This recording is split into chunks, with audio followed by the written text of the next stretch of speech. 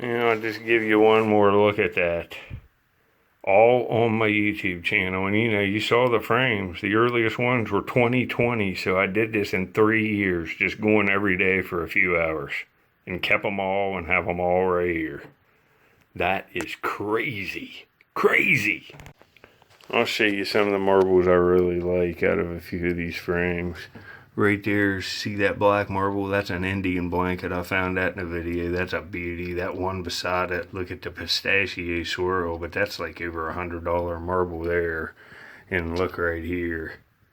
That's a vitro agate parrot shooter. That's insane. Look at all these.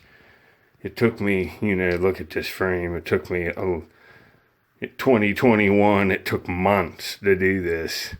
There's old alley agates right there, and just look at all these beauties. About every manufacturer, all the way back to like Bennington's. There's even clays in here, and handmades. So there's a look at that frame. Well, there's a Marble King Spider-Man right there. That's worth $100. I found that, and it's in a video on my channel. There's another one I dug on my channel right there. But I got this frame out. The dump that I'm digging on this week, I found most of these marbles in this tray. And you come down here and look at these. These are Peltier Superboys. Look how beautiful these are.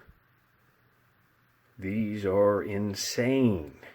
These are $100 a piece.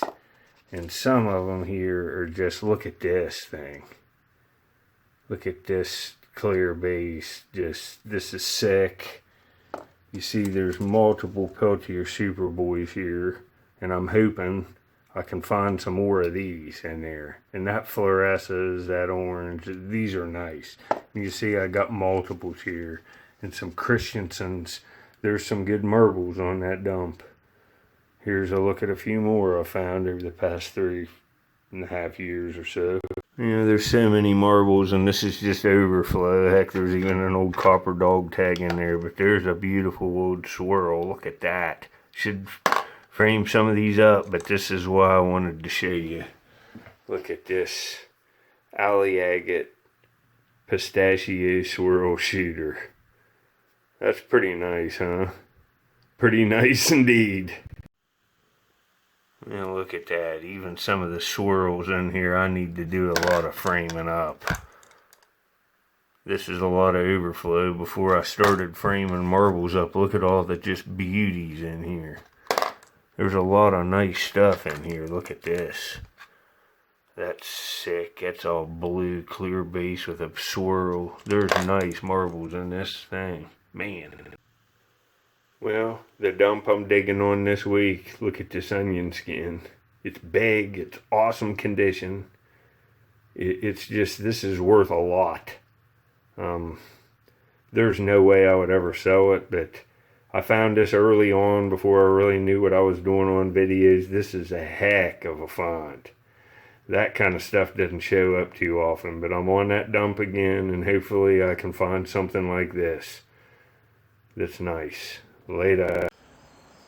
Well, since I got a bunch of marbles out, I got a few other things out too. I look for all this kind of stuff on my channel as well, and I would, I know a good bit about marbles now, but this is my area of expertise.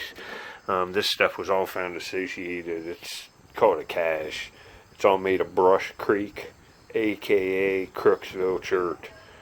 Right here's a core of it, and this stuff outcrops in streams. There you can see the rind on it, but you can see what it looks like. You can see some of the orange spots coming through there, even on the outside of the stone leaching through, and that's iron oxide. Then you can see it here on this knife, see it? But this is all Amos related stuff. Here's some classic Amos points. I think I found this one first laying out, and then I started finding this stuff around it. And I even have a couple other pieces for this. There's flakes, and you can just match them up onto the core.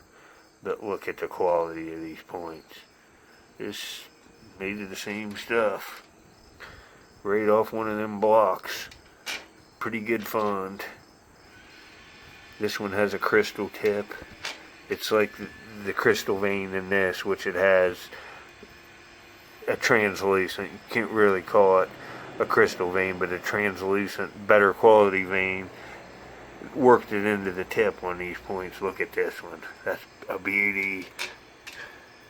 Found this one laying out too after I sifted this stuff right where I was sifting. There's another one. And see, there's little tools too. That's a little end scraper tool right there. See how it's worked around the lip.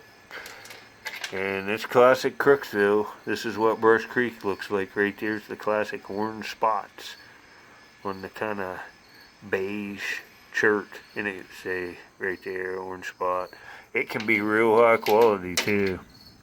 Look at the knives. Classic Amos knife with a beveled edge and one ground edge. Here's another one. Pretty nice, huh?